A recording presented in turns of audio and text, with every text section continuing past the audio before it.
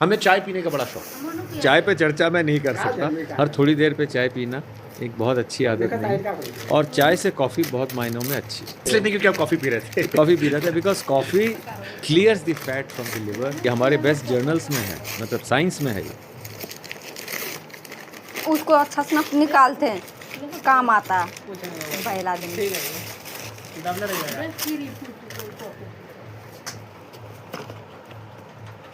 वाह। निकाले कप और जाइए। पापा का चाय पीने के लिए हो गया। दोनों हाथ में कॉफी निकाल रहे हैं। एक हम कॉफी पियेंगे। कॉफी ला देखो। वाह। दिखाइएगा इसमें फिर जाइए। एक हम कॉफी एक हम निकाल चाय। ले चम्मच। चम्मच। बट खाने वाला है नहीं, चबाने वाला। मम्मी का चेहरा मत लगाइएगा, ठीक है? जानते हैं। हो गया।